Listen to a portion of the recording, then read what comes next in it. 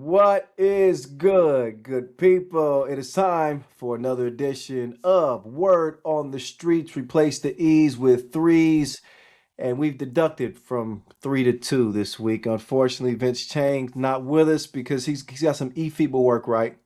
Yes. And he's busy giving out some biggest pauses of the year so far. So, Oh, Vince, yes. much love to you, bro. We miss you, but boss, we got work to do, right? We got work to do. Work's 3x3 coming up. season 3x3 season is quickly approaching. We kick off the year in Bangkok, Thailand with the Champions Cup. Me and Bas are breaking it down from A to Z.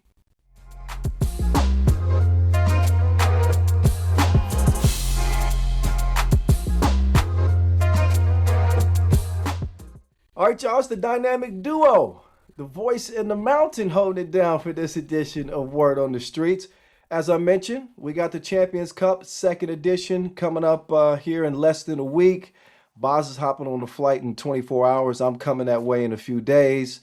And the implications, the stakes have risen this year. In case you didn't know, it's 8 teams per gender, World Cup winners from last season, Continental Cup winners, and the top ranked men's and women's teams who didn't win a championship or a cup of any variety last season. And the incentives have increased. Olympic implications, I know, extended Olympic implications. So we're going to turn to Bostradamus, the encyclopedia, to break that down. Boss, how's this whole thing working out? All right, so wait, let me first explain the Olympic structure, right? So last time around, we had 8 teams per gender. That has been changed to 12 teams per gender now, meaning some more spots are up for grabs, both through ranking as well as through the different OQT tournaments that are going to come along the way. Now, ranking points have started counting already. So all of the stuff that we're doing now counts towards the federation rankings to be the top-ranked nation in a zone. So this is how we're doing it this time around.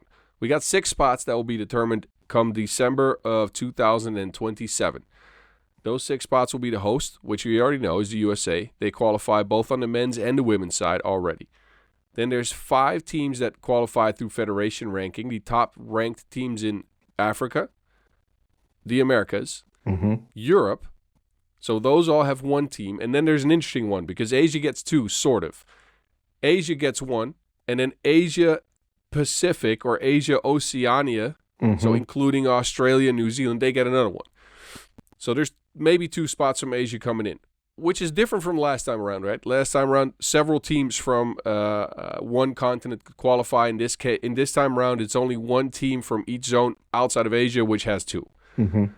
Some interesting implications in that are the fact that in certain zones, this is quite locked up already. We'll get to that. Anyway, so those are 6 out of 12. The other spots go through a cycle of OQTs like we did last time. We have a universality OQT with teams that didn't play 5-on-5 in the last 2 Olympics, or basketball in the last 2 Olympics, I'd rather say. Then we have 1 based on ranking alone for 2 spots each. Then we have 1 that is the combined ranking, so men and women's ranks. That's the very last one, but the second to last one is the interesting one here. The second to last OQT, so there's 4 total. The third one is for 1 spot. 8 teams go per gender, and they are the winners of the Champions Cup 2026, the winners of the Champions Cup 2027, a host, and then the Continental Cup winners of 2027 and the World Cup winner of 2027. Right. So if you win the Champions Cup in 2026 in Bangkok next week, you will qualify to a very specific Olympic qualification tournament, upping your chances, right? The more OQTs you can get in, the better your chances are of making those Olympics, which is what all these nations, all these federations strive for. So try to keep that short, but it's big. It's huge. That puts you 1 step away from competing in the Olympic Games. Yes. Not only that, there's a direct qualification to the World Cup 2027 and also Champions Cup 2027 if you win this year. Yes, and don't forget, if you win the Champions Cup this year, on the men's side, you get, I want to say, 2 allocations to World Tour tournaments. Yeah. And on the women's side, you get to enter a team into the women's series for 5 women's series stops. Yeah. Yeah. So that is also a lot, right? So there's a lot of things that go into this Champions Cup already, more so maybe than last year. The inaugural edition was cool to me, but at Yeah. that point, without implications, right? So it was just kind of a one-off cool thing to happen in March Yeah. earlier in the season. Now the stakes are higher, way higher, and you can clearly see it in the rosters teams are bringing. I think, but that begs the question. Like the stakes are higher, right? You got the Olympic tie, right, with the Cup winners, OQT. Will the competition get more stringent? Will it get stronger? Will it get better? Will it be more intense? I'm torn, boss, because I'm expecting the competition this year to take a step forward. Both in the level of intensity and the overall atmosphere. Year one is going to come with its growing pains. Last year was the inaugural edition. I think it went really well. I was by myself. I got my guy back this year, so that's automatically going to make it better.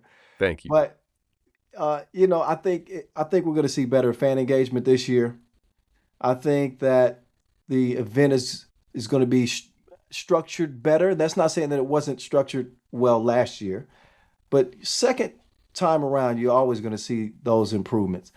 Whether or not we see a higher level of competition this year,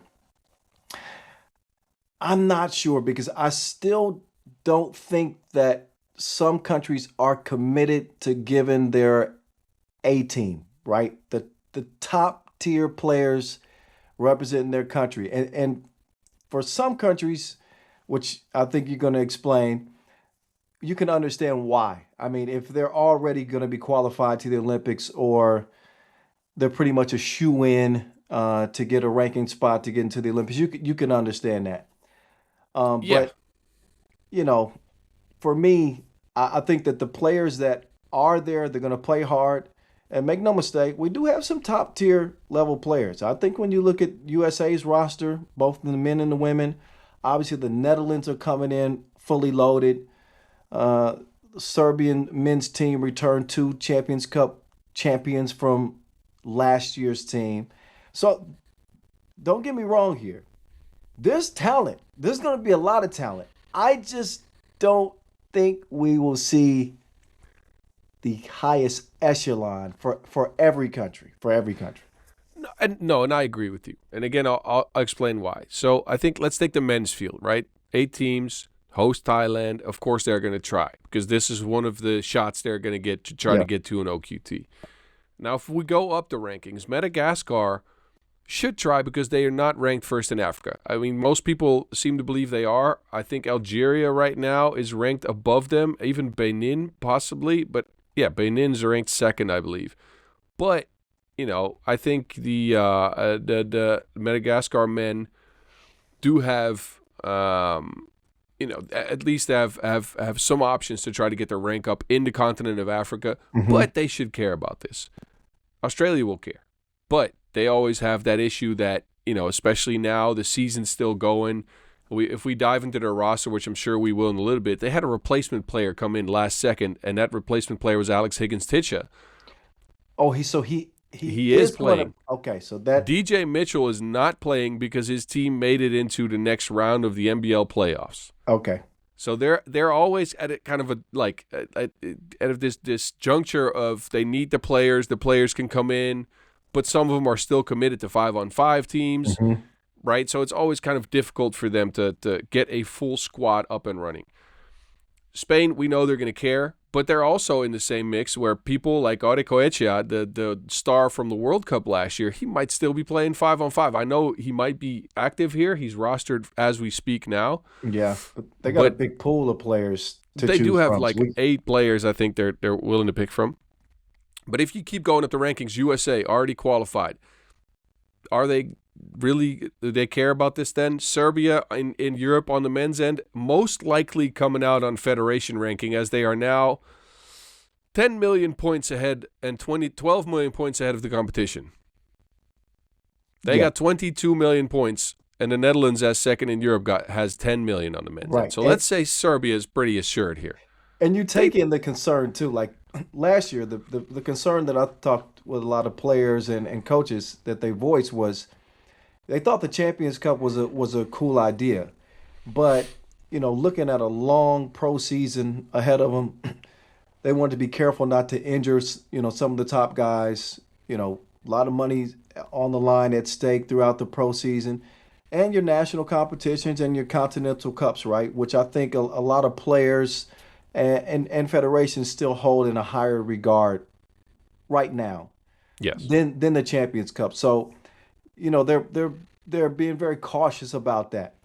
So I think this year you're going to see a little bit more of the same of that. You mentioned that some teams obviously not incentivized to put their best teams out there, but a team like USA, as you mentioned, even though they're qualified, this is an important tournament for the players, especially when you look at Caden and Justin Pierce, right? To me, this is an opportunity for these guys to audition to be on the short list considered for the Olympic team. So I expect these guys, players like this, to use this stage to play their ass off. You see what I mean? No, and I think they will. And overall, I think the guys right now selected for USA, and I think as we speak listed are Devin Gilligan, Mitch Hahn, Caden Pierce, Justin Pierce. Two of those could still change before the tournament as they have some substitutes they could line up. But I think those guys will work their butts off. I think they will go really hard to try to prove they belong in that USA basketball system.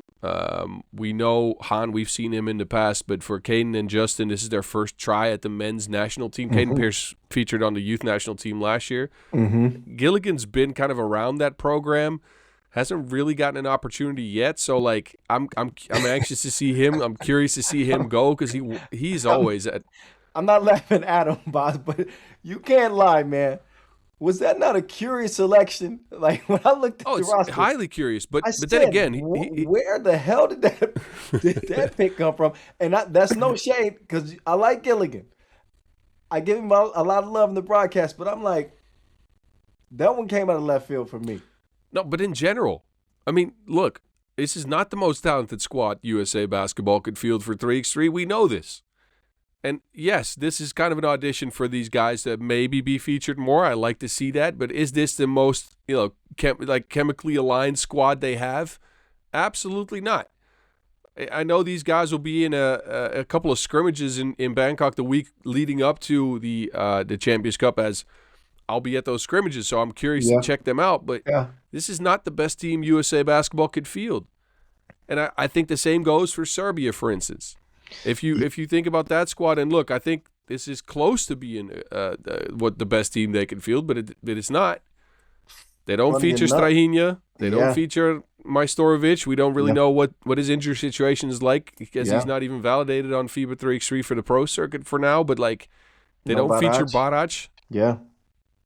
So those teams definitely didn't bring their A squad, and that's not saying that those teams are going to be bad, right? These are still highly talented individuals and very talented teams. We saw USA last year with a similar squad pick up a dub at the inaugural edition of this Champions Cup. But certain teams, again, not incentivized to bring their best team. You know who did bring their best team in the men's competition? I was going to say, yes. There are certain teams who are going to try to sneak one in. Lithuania. Okay. So they're returning, and I should mention this. Rosters aren't finalized until March the 14th. So we're prognosticating to a degree. We got an idea what the rosters are going to look like, but it's not official until the 14th. But when it comes to Lithuania, looks like it's going to be the Europe Cup gold team from last season with Jalgis, Viatkus, Pukelis, and Uzi. Yep. So Lietuva. Look, I'm curious, man. Like, to me, Pool A's got the potential to be competitive. I think Serbia's going to be a favorite, even though it's not their A squad. Is Lithuania got to be number 2? All right. there's two ways you can go about this. So first of all, I think Lithuania is trying to sneak one in on the rest of the field here, right? So we mentioned certain teams may not bring their A squad. Lithuania definitely has brought their best team as far as the guys they can field now. I like it. First of all, they got Vaitkus away from his 5-on-5 squad, and he is playing 3x3 in March, which is wild. But think back to the Europe Cup last year, right? Their win was based on their supreme size, the fact that they could make the court kind of really small because their length, because of their physicality.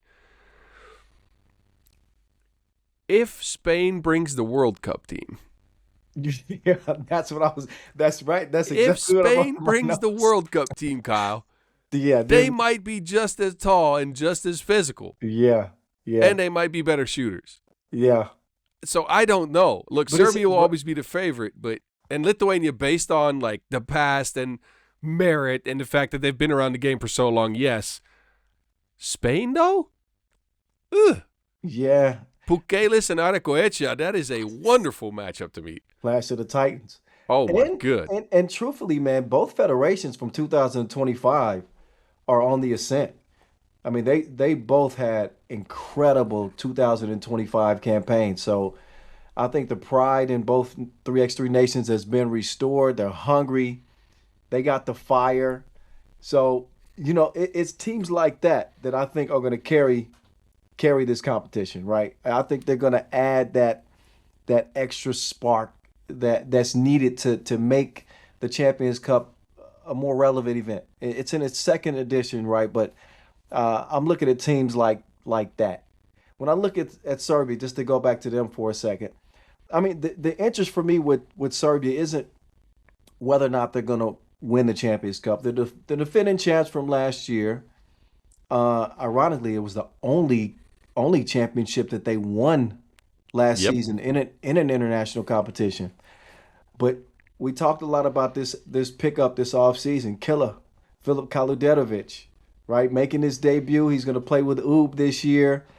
I'm going to be locked in on the chemistry, whether it develops or as it develops, with Branquilla and with Nanad. You got Milivojevic out there, but he's not going to play with them on the Pro Tour. To me, this is going to be one of the bigger storylines, something that I'm going to be keeping a close eye on when it comes to Serbia. Not exactly the results. I want to see what that chemistry looks like with Killer joining those two guys. Yeah, I agree with you, and he's going to be tasked with main ball handler duty on this squad, especially if Milivojevic sits, and which he will for parts of the game. I'm curious to see how he works off of another ball dominant player like that. He played with Vidovic last year on Hangzhou, so I think he still has the hang of it. But I think Vidovic is more of a connective piece than maybe Milivojevic is, who also looks for his own shot. He wants to drive. He wants the Wilson in his hands. And I think Kaluderovic needs that to be effective as well. So you're right. I will be on the lookout for that. And they'll be tested right away, right? Again, this pool is tough. And Thailand even, not the easiest of outs, but for sure Spain, whoever they bring. So they bring that World Cup squad. And then Lithuania with the team they're bringing. Yeah, they're going to test Kaluderovic. And even so, the one thing I want to keep an eye out on, we know he's a really good offensive player. We also know he has had some injury issues with his knee in the past, and that knee was bandaged up at stages last year. He missed some time last year with some injury stuff. Are people going to try to test that knee? Is my question as well. Yeah, because he's now got the bullseye on his back, right? He's the biggest addition of the offseason. Everybody knows he's joining Ub. There's a certain, weight that comes with that. Yeah. A certain responsibility for sure, but also, that bullseye on your back. You're part of the number one team in all of the 3x3 universe. Yeah. Yeah. So I'm curious to see how teams are going to try to approach him and attack him. I don't think the biggest test for him will be his knee. I think the biggest test for him is going to be between his ears. Just based off of just what you said.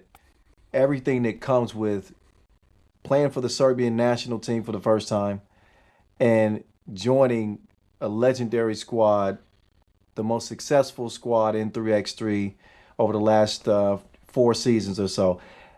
what kind of mental effect will that psychological effect will that have on him?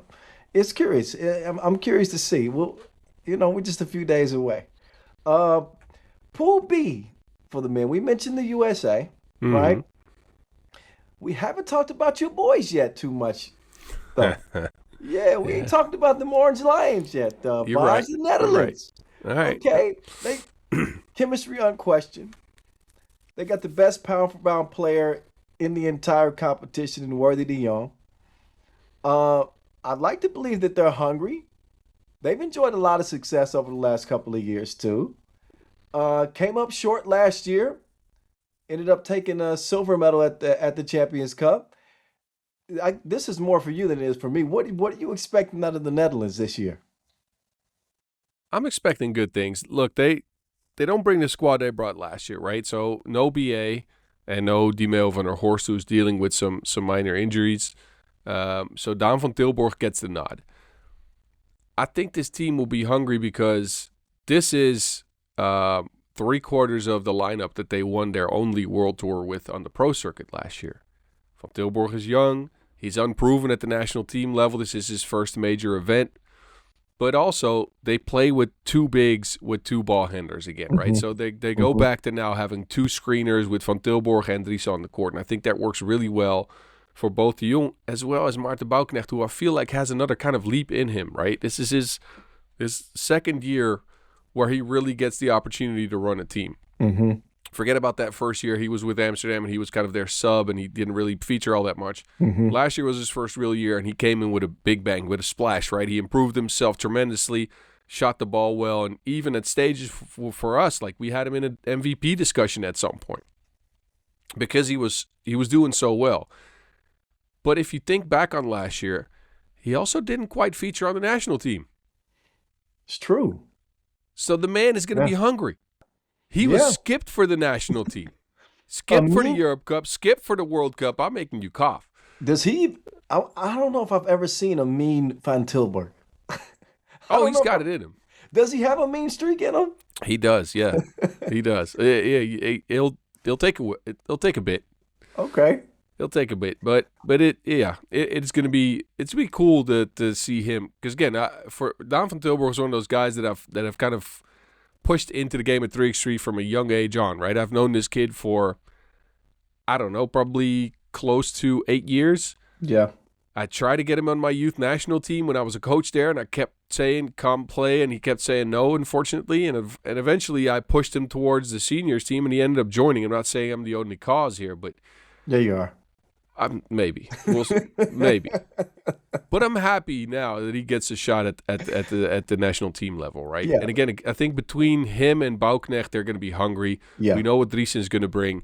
And with the Netherlands, it always comes down to what kind of hat is Worthy wearing this week, right? Not literally because he's got a ton of hats, but like what kind of Worthy are we getting here? Are we getting the we'll shoot a bunch of twos and we'll see if we can win Worthy? Are we getting the locked in like national Yeah. team version of Worthy we've Yeah. seen on the Olympics for instance, where he's like 120% focused? The offseason's been long. I know he's been doing a lot of things back here in the Netherlands. He's now a famous person, so he's in all these. He's voiced a character in the Goat movie. Did he? Yes, I he's had voiced no a giraffe. No, I'm I not had kidding. no The idea. Dutch translation of the Goat movie, he's voiced a character in that. Wow.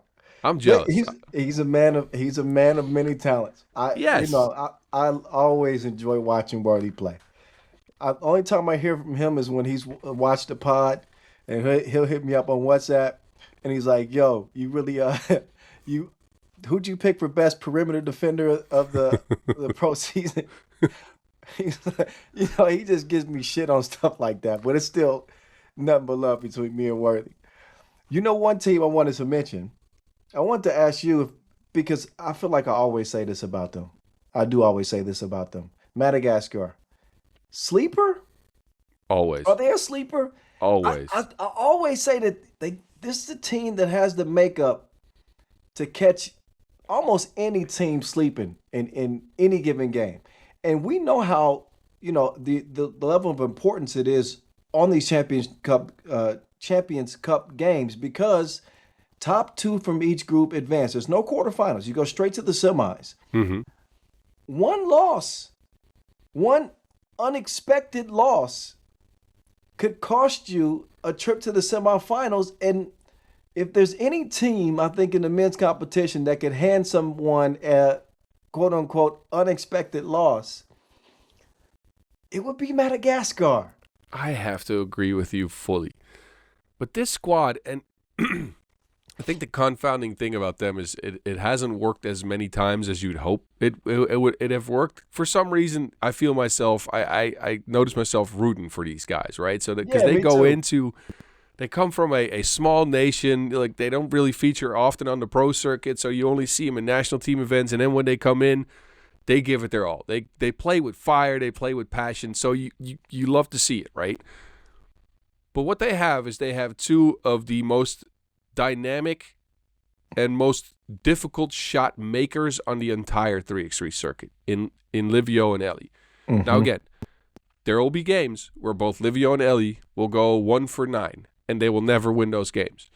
Because however much work Anthony and Alpha do on the back end, they are not scorers. They are definitely not that. This team is geared towards these two guys, and if they're lucky, 2 of them, if they're not only one, to just go off. Mm-hmm. But these guys can make some of the most difficult shots in all of 3x3.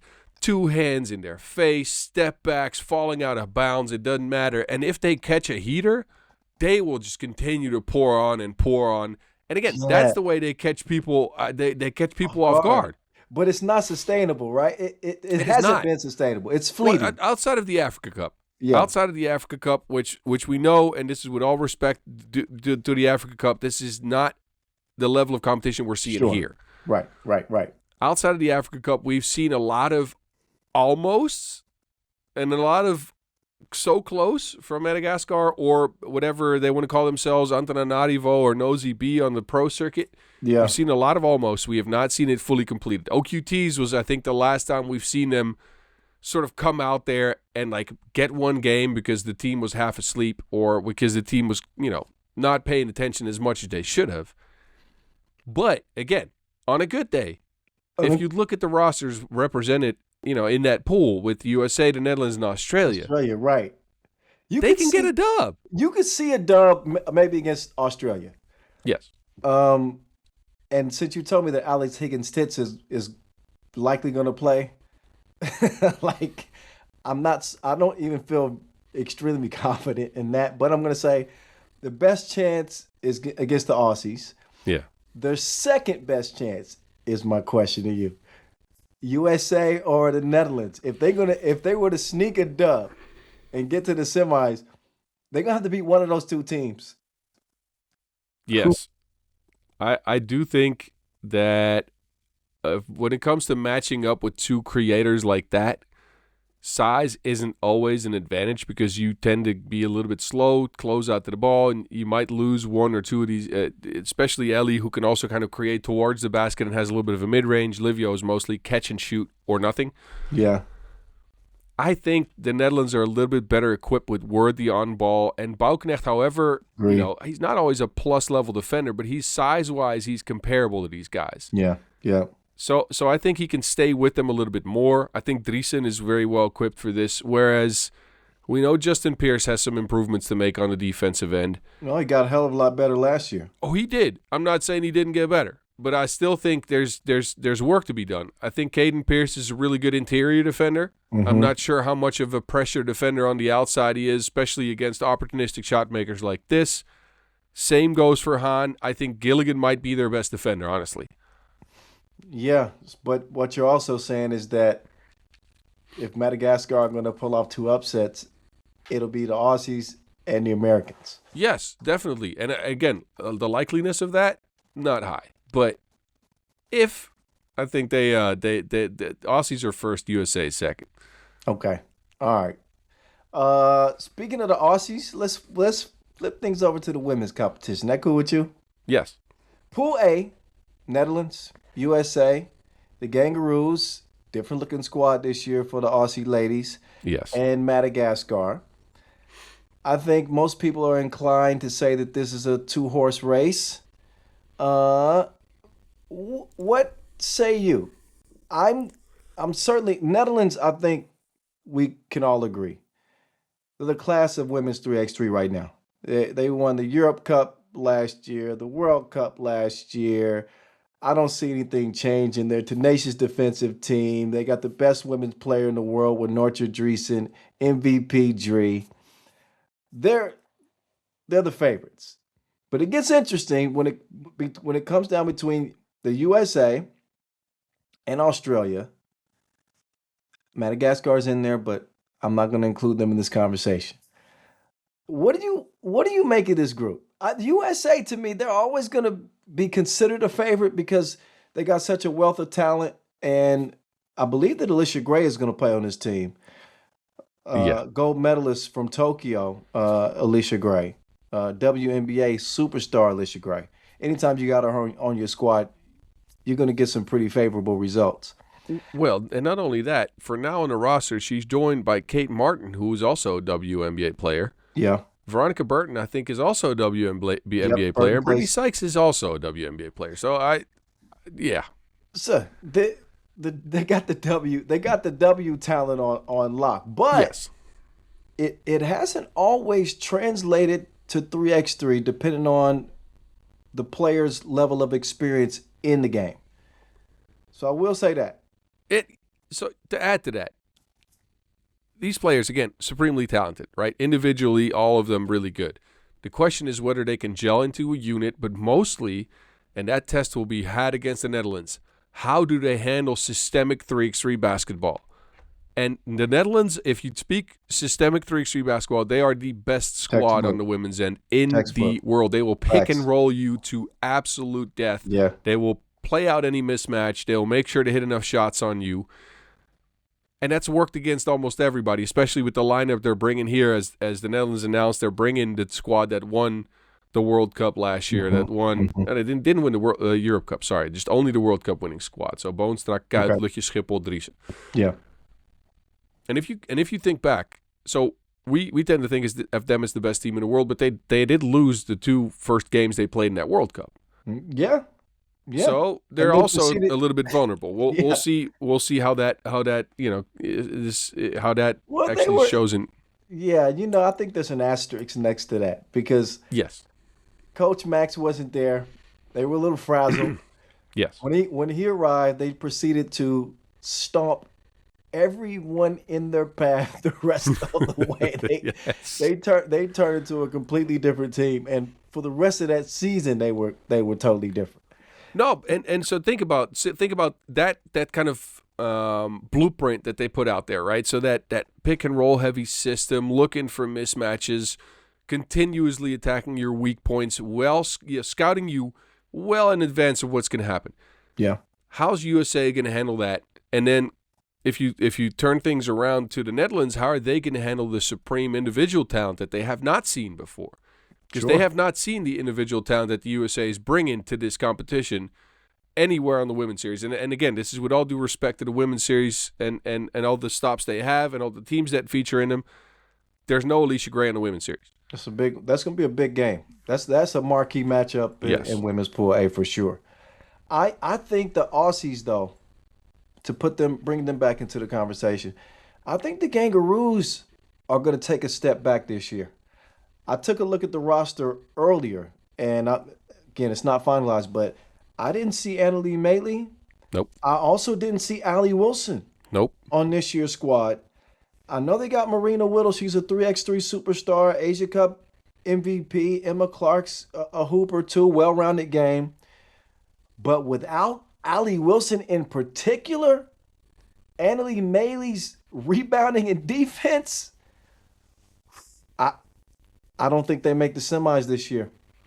I don't think they advance out of the group. I think it's Netherlands and USA, and I don't think it's close. It's gonna come down to a couple of people. Like, look, we know Clark can hoop a little bit. McSpadden, she's size. She brings the size under the basket. She can be effective there. A little bit slow on defense. So, can Marina Whittle get back to carrying a team, right? Because last year it was kind of like a like 1A, 1B with Wilson, sometimes Well, Maley. yeah. Oh, I don't think it was 1A, 1B. I think Allie Wilson was head and shoulders clear cut the go-to gal on that team. I think that she proved it. She earned the spot, and she's far and away been their best player the last 2 or 3 seasons, in my opinion. No, I think I agree with you on that. But then the question becomes, can Marina Whittle carry a team? Not can she get back to carrying a team. The question becomes, can she carry a team? And I think, if I think back, I've seen it at the World Cup. I want to say 2023, Vienna? 24 maybe. Was Possibly. it 23? 23. Yeah, that's where I saw she could, but we won't know until we see this combination of players on the court. And then, look, and it's not, to disrespect her, but who is Christiane Wallace?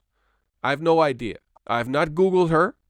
She has not played 3x3 since the 2012 FIBA Under 18 World Championship. Man, I'm calling Christiane as soon as this podcast ends. So I'm gonna tell her what you said about. No, I don't know who she is either. I have no idea. But judging by what this squad presents us, I hope she can shoot. Because we know McSpadden's not going to shoot from range. We know Whittle's not the best of shooters. Clark, sure, I guess. Yeah. So Wallace better be able to put the Wilson in the basket from deep. It's more questions than answers with the Kangaroos this year. Yes. And for that, I'm out on the Kangaroos this year. Pool B. This is, to me, pretty clear cut. I hate to take the suspense out of it, but come on, boss, it's Canada and Spain. Like, what are we talking? No, you are no. I know. Okay, no. Maybe it's not that clear because Azerbaijan to me could be a sleeper. I said Madagascar a sleeper in the men's competition. Azerbaijan to me legitimate sleeper. Brianna Fraser is a problem and a half. Brianna Fraser is a problem and a half. Erica Carter, tough guard, right? You trust her decision making when she's got the ball in her hand. To me, the X factor, their success is probably going to be decided by Alexandra Mullenhauer and her ability to hit shots. She's going to get it in that offense because Fraser's going to command so much attention inside. Erica on the penetration, dribble, drive. She's got to be able to knock down shots. If she can, because we know we're going to get out of the dynamic duo. If she can hit shots, I'm going to give Azerbaijan a chance in this group. I know that sounds crazy with Canada, the defending champs, coming back with their A squad, it looks like, with Sasha Grant Allen. I see this. I'm going to let you get in here, boss. I see that face.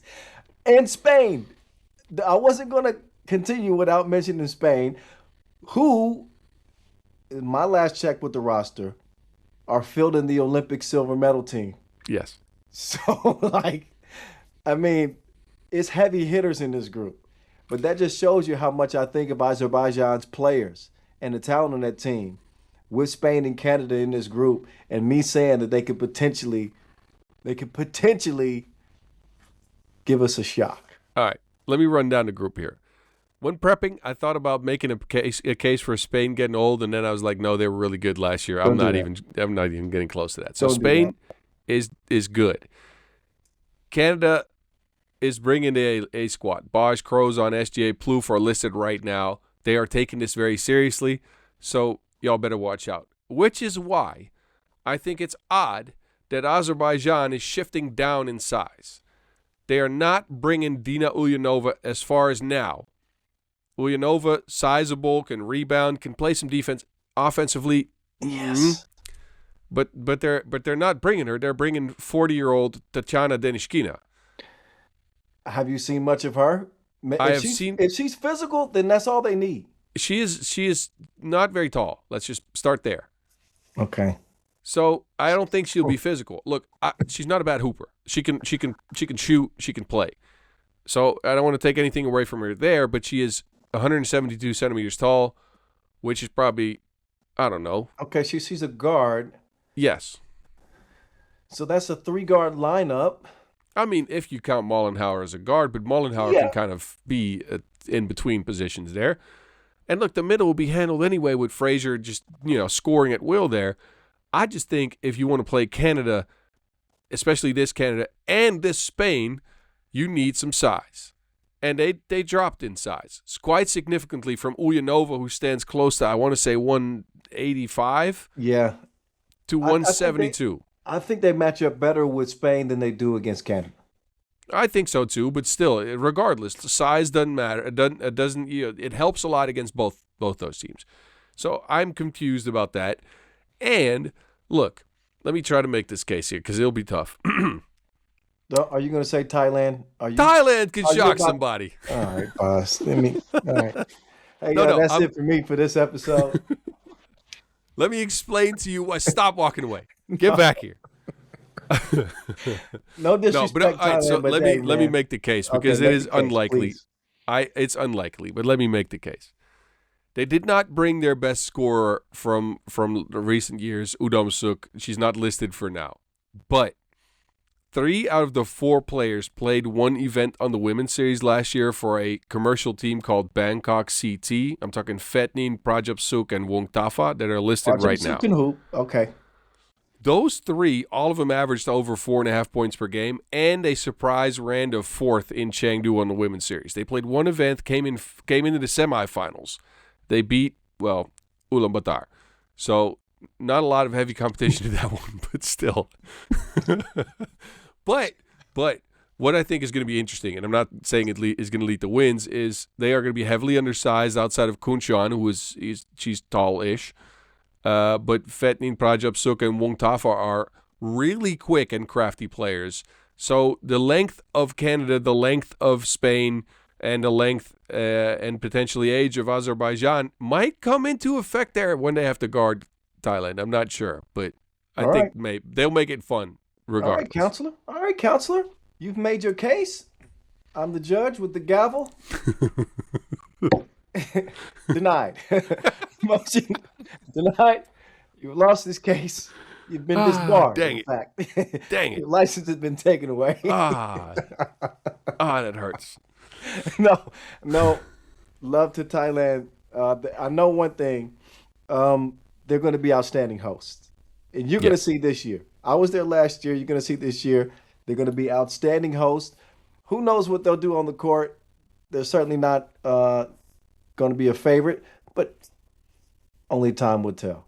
Only time will tell. I got some more deep diving to do, Bas, before we get the competition kicked off. I know you're going to be doing a coaching clinic for 3 days, so you're heading out there early. So I'm going to head out there early because I'll be coaching RN Sports, a team that features in 3x3 XE.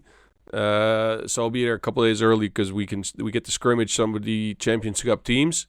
Nice. And then I'll stick around for a week after, and not just because it's my first time in Thailand and I want to try all the foods, but also because I'm coaching that team for the entire week and up until the Thai 3x3 XE stop. So it'll be quite interesting. Hey, before we get into all this deep diving though, you want to hit on a fan question here? We got one. Fan question. Do it. Yeah. Well, my deep diving is after the show. I'm not deep diving on the show. Okay, fan question. What we got? All right. So we got a question from a fan stating that, and I'll try to phrase this because I can't do it word for word because it's a pretty long message here. But the fan said they had a little bit of an issue with the team allocation for the Champions Cup, right? Because you explained in the beginning what the allocations were, but on the women's side, as you said, there will be, somebody that won the World Cup and then somebody that won the Europe Cup will be represented here. But the Netherlands won both of those. And this fan says, hey, this, the fact that the replacement team for the Netherlands is Azerbaijan means they took, the second place team from the Europe Cup, meaning they value the World Cup over the World Cup. Well, they prioritized the runner up at the Europe Cup over the runner up at the World Cup, which was Mongolia. Yes. Okay. So let me clarify this because I think it's a clarification rather than a counterpoint. In the FIBA National Team Handbook, which is available online, if you go to the Champions Cup it states this, and the order of things is important here. It states that the 8 teams for the Champions Cup will be filled by, and the first team that's filled is the host of the hosting federation, right? So that is the first team that's filled. Then the second team that's filled is the winner of the previous edition. Check, right? That's filled as well. Then they fill the third fill they do is the winner of the World Cup, which is why the World Cup is prioritized in that regard above the Zone Cups. Sure. This is where they fill in the Netherlands on the women's end. And then they go to the Zone Cups as the fourth fill. Meaning, if they take a replacement, so if they can't find number 1 in Zone Cup Europe, then they go to number 2 in Zone Cup Europe. So to clarify, this was never a choice by FIBA. It's rather the kind of the order of things in the handbook, in the order of filling the spots, which led to the Europe Cup being, I guess, prioritized in this regard. But it's not really a prioritization. It's just a sequencing of things. Okay. Yeah. So wanted to clarify that. It was a good question, though. I was happy we got a fan question. Really good question, and great clarification on that. It shows that people are watching, and people are invested. Yes. And I'm going to take a guess that this person might be from Ulaanbaatar. Maybe. Anyway, the squads are set. We're ready. We appreciate you guys for watching and supporting as always. Vince, come on back, man. We're waiting for you for the next episode of Word on the Streets. But Bas, it was fun, man. Breaking it down, chopping it up, bro. We've been off for so long, and now it's time to go again. Yes, I can't wait to see you this week. I'm so excited, man. I'm flying out tomorrow. I still got to pack my bag. I'm stressed because I got to fill out all these forms to get into Thailand, but all good. I'm happy to go, man. I'm happy to see you this week. And a reminder for y'all, make sure that y'all tell a friend first. Like, subscribe, give us a holler. We love to get fan questions every week, like the one we got this week. So don't be shy. That's at Word on the Streets. Replace the E's with 3s. For the Mountain, Bas Rozendaal, I'm the voice of 3x3, Kyle Montgomery saying peace out from this episode. We'll see you in Bangkok. Champions Cup coming at you.